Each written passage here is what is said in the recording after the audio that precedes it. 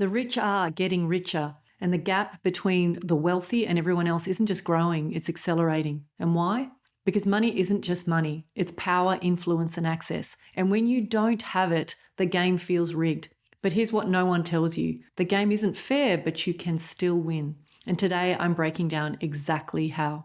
So wealth inequality isn't a conspiracy theory, it's baked into the system. The top 1% control more wealth than the entire middle class combined.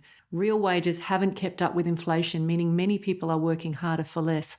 And the cost of living, housing, education, healthcare is making the financial ladder harder to climb. So first off, why are the rich getting richer? Well, there are three big reasons. Number one, money builds influence. When the wealthy control more money, they don't just buy luxury, they buy access. Elon Musk bought Twitter and instantly shaped global conversations. Billionaires fund political campaigns influencing tax laws that protect their wealth. Inequality will always get worse when those in power are there to defend and grow their wealth. And it's frustrating to see how money shapes influence, but there's a takeaway here. Financial independence isn't just about money, it's about having the power to make choices, take risks, generate opportunities, and you don't need billions to start doing that. So number two, money attracts more money. So we all broadly understand compounding, but most people only think about it in small terms like saving for retirement, getting a 5% return here or there. But at a certain point, compounding takes on a life of its own and the money starts to grow faster than you can spend it. So compounding is when your money earns money and then that new money starts earning money too.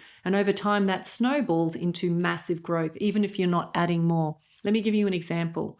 Imagine you put $500 a month into an 8% return investment. After 10 years, you've got 91,000. After 20 years, it's 295,000. After 30 years, 745,000.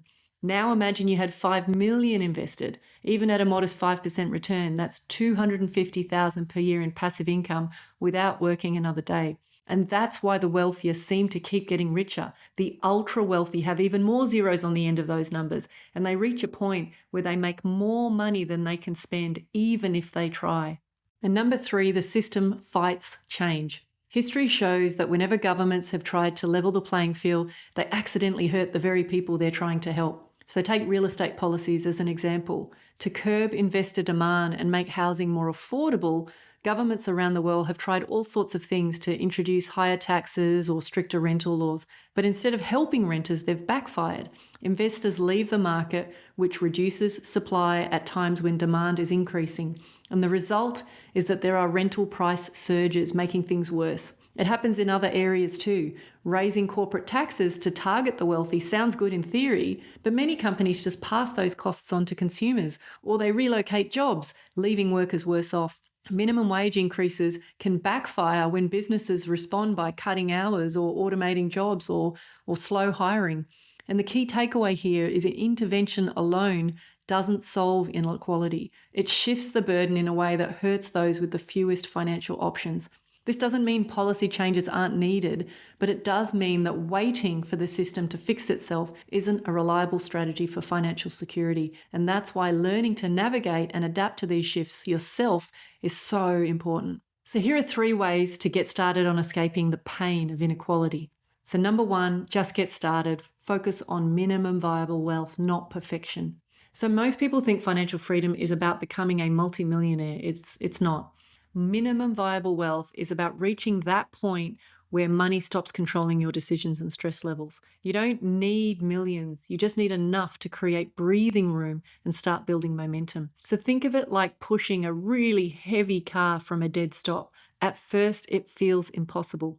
But once you get it rolling, momentum takes over and every push gets easier. Now, right now, you might feel stuck because maybe you don't know where to start.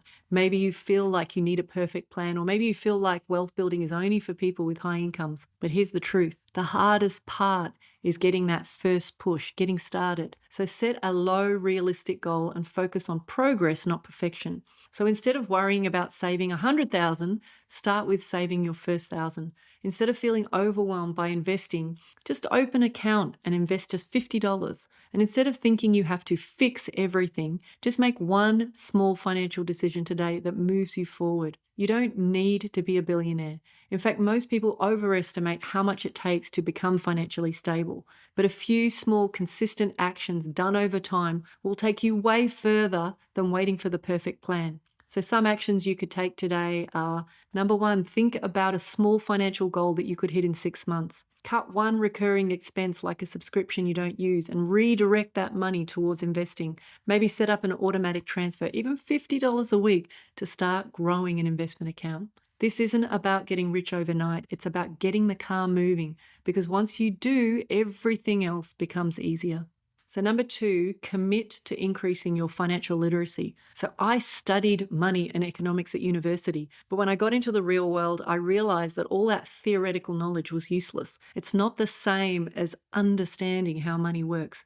Now, I was surrounded by highly paid but not wealthy people, meaning they were stuck on a rat wheel and couldn't get off. Financial literacy just means understanding money and figuring out how to use it as a tool to achieve what you want. Now, over the years, I've supported highly trained professionals, doctors, dentists, lawyers, and accountants, and they all suffer from understanding how to make money, but no knowledge of how to convert it into wealth or multiply it or get it working harder than they do. The FIRE movement has been one group of people challenging the norm, saying, let's not work for 45 years to get financially independent. Let's increase our financial literacy and get the freedom to quit work sooner. Now, I believe education in the form of financial literacy is the single greatest tool that can lift people out of financial struggle. So 2 actions you could take is, number one, read books on financial independence. You could start with something like Psychology of Money or Your Money or Your Life. And number 2, set up a monthly money date with yourself. Track your finances and set goals that are going to make a difference to you. And number 3, seek out mentors who have the results that you want. So after years of trying to be the lone wolf and figure out money by myself, I realized that I was wasting time and money. And it was only when I started to hang out with people who had the results that I actually wanted that things massively started to improve. So look around you. Maybe it's your friend's dad, an old boss, or even someone you follow online. Reach out. Ask them about their philosophies, their mistakes, what's worked, what's not worked, and then use that intel to work out how to invest time into learning skills that will be valuable. Don't bombard them, but find excuses to be part of their world.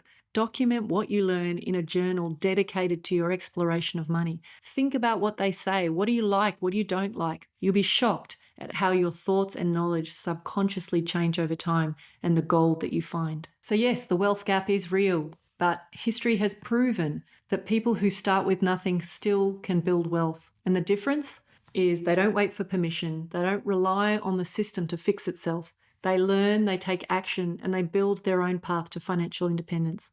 Most people will stay stuck, not because they have to, but because they never challenge how they think about money. The question is, will you? Channel your frustration into fuel. Inequality is unfair, and feeling frustrated about it is normal, but staying angry won't change your life. Use that frustration as motivation. Redirect it towards learning and action. The game isn't fair, but you can still win.